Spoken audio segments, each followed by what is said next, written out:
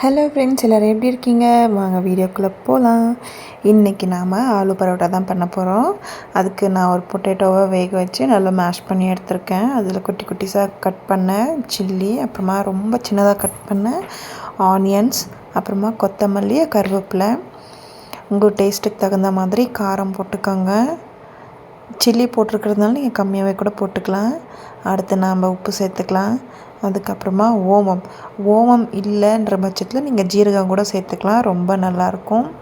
இதவே நீங்கள் ஃப்ரை பண்ணியும் சேர்த்துக்கலாம். லைக் ஆனியன்ஸ் அதெல்லாம் போட்டிங்க இல்லையா, அது வந்து நீங்கள் ஃப்ரை பண்ணியும் சேர்த்துக்கலாம், நல்லாயிருக்கும். பட் எனக்கு இப்படியே போட்டால் ரொம்ப பிடிக்கும். ஸோ அதை நல்லா மிக்ஸ் பண்ணி எடுத்துக்கலாம். பாருங்கள், இந்த ஸ்டேஜ்க்கு கொஞ்சம் கூட தண்ணி இருக்கக்கூடாது. அப்புறம் பாருங்கள், நான் மாவு பிசைஞ்சு வச்சுருக்கேன். நம்ம சப்பாத்தி மாவு எப்படி பிசைகிறோமோ அதே மாதிரி தான் கோதுமை மாவு பிசைஞ்சிக்கலாம். இப்போது நம்ம பூர்ணம் வைக்கிறதுக்காக ரெடி பண்ணிக்கலாம். ஸோ இப்போ இதை வந்து மாவு வச்சு இது பண்ணிக்கிட்டு இதை ஒரு சின்ன பவுல் மாதிரி பண்ணிக்கணும். நான் கையில் பண்ணுறேன் பாருங்கள், அதே மாதிரி பண்ணுங்கள். உங்களுக்கு ஸ்டஃபிங் ஒன்றும் வெளியில் பிதுங்கினோ அந்த மாதிரி எதுவும் வராது. ஸோ நல்லாயிருக்கும். தேய்க்கும் போது அந்த சைட்லலாம் உங்களுக்கு உடச்சிட்டு வெளில வராது, அதனால தான். ஸோ பாருங்கள், நான் இவ்வளோ மாவுக்கு இவ்வளோ பெரிய இது எடுத்திருக்கேன், பூர்ணம் எடுத்திருக்கேன், மீன்ஸ் ஆலு. இது வந்துட்டு என்ன பண்ணுறீங்கன்னா, நீங்கள் அந்த மாவை கூட சேர்க்க ஒன்றா சேர்க்க அந்த பூர்ணத்தை உள்ளே அமுக்கி விடணும். அப்படி இருந்தால் தான் உங்களுக்கு கரெக்டாக வரும் அது. ஸோ நான் பண்ணுற மாதிரியே ட்ரை பண்ணுங்கள், கண்டிப்பாக வந்துடும். பாருங்கள், இப்போ அது மேலே வந்துச்சுன்னா அப்போ நீங்கள் மறுபடியும் உள்ளே நல்லா ஸ்டஃப் பண்ணி விட்டுட்டு இப்படி நல்லா க்ளோஸ் பண்ணி எடுத்துக்கலாம். மேலே கொஞ்சமாக இருக்கிற மாவை நல்லா நசுக்கி விட்டு எடுத்துக்கோங்க, ஏன்னா அந்த ஹோல்ஸ் எல்லாம் அடங்கிடும், அதனால தான். ஸோ இப்படியே பண்ணிக்கலாம். ஸோ இப்போ இந்த மாதிரி பண்ணி வச்சுட்டு நம்ம நல்லா இந்த ட்ரை மாவு இருக்கு இல்லையா, அதை வச்சு நல்லா தேய்ச்சி எடுத்துக்கலாம். ஸோ உங்களுக்கு எந்த மாதிரி சைஸில் வேணுமோ அந்த மாதிரி சைஸ்க்கான மாவு எடுத்துக்கோங்க.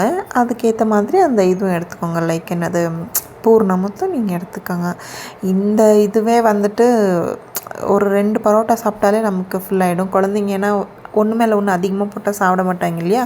ஸோ அப்போ அவங்க 2ன்ற பட்சத்தில் ஒன்றவே இந்த கணக்கில் நம்ம போட்டால் குழந்தைங்க சாப்பிட்டுக்குவாங்க, அதனால தான். ஸோ நல்லா திரட்டி விட்டுக்கலாம். உங்களால் எந்த அளவுக்கு திரட்ட முடியுமோ அந்த அளவுக்கு திரட்டுங்க. பார்த்தீங்களா, நான் சொன்னேன் அந்த சைட்லலாம் வெளியில் வரவே வராதுன்னு சொன்னேன் இல்லைங்களா. ஸோ கரெக்டாக வந்திருக்கு பாருங்கள். நம்ம இந்த அளவுக்கு தேய்ச்சாதான் ஓரளவுக்குன்னா அந்த பரோட்டா நல்லா ஃப்ளஃபியாக வரும். ஸோ இப்போ வந்துட்டு கடாய் சூடு பண்ணிக்கலாம். சூடு பண்ணிவிட்டு நம்ம தேய்ச்சி வச்சுருந்த பரோட்டாவை எடுத்து போட்டுக்கலாம். ஸோ இதை போட்டு ஓரளவுக்கு நல்லா வேகட்டும். கொஞ்சம் மீடியம் ஃப்ளேமில் வச்சுக்கோங்க, பரோட்டாவை பொறுத்த வரைக்கும் நல்லா வேகணும் இல்லையா, அதனால தான். இப்போ பாருங்கள், பரோட்டா ஒரு சைடு இந்த மாதிரி வெந்திருக்கு. இந்த டைமில் நீங்கள் பட்டர் போட்டிருந்தால் போட்டுக்கலாம், நான் கீ போட்டிருந்தாலும் போட்டுக்கலாம். நான் வந்துட்டு ஆயில் போட்டுக்கிறேன். ஆயில் போட்டு நல்லா அப்ளை பண்ணிக்கிறேன். பட்டர் போட்டால் இன்னும் நல்லாயிருக்கும் இது டேஸ்ட்டு. ஸோ ட்ரை பண்ணி பாருங்கள். ஸோ இப்போ இந்த பக்கம் ஓரளவுக்கு பாயிலாக இருக்குது, இந்த பக்கமும் நம்ம ஆயில் போட்டு அப்ளை பண்ணி வச்சுக்கலாம். ஸோ அது அந்த பரோட்டா பாருங்கள் நல்லா ஃப்ளஃபியாக வரும், நல்லா உப்பி வரும். ஸோ அந்த உப்பு இதில் அந்த சூட்லேயே உள்ளே இருக்கிறதெல்லாம் அந்த ஆனியன்ஸ் எல்லாம் பச்சையாக போட்டோம் இல்லையா, அதெல்லாம் ஆட்டோமேட்டிக் வந்துடும். ஆக்சுவலி அதை அப்படியே கூட சாப்பிட்லாம். சப்போஸ் அந்த ஆலு உங்களுக்கு மீந்துருச்சு அப்படின்னா அந்த சப்பாத்திக்கு சைட் டிஷ்ஷாக வச்சு கூட நீங்கள் சாப்பிட்டுக்கலாம், நல்லாயிருக்கும். ஸோ நாம் எதிர்பார்த்த பரோட்டா ரெடி ஆகிடுச்சு. ஸோ பாருங்கள், சூப்பராக இருக்குல்ல. ஸோ யாருக்கு தான் ஆலு பரோட்டா பிடிக்காது சொல்லுங்கள், ரொம்ப நல்லாயிருக்கும்.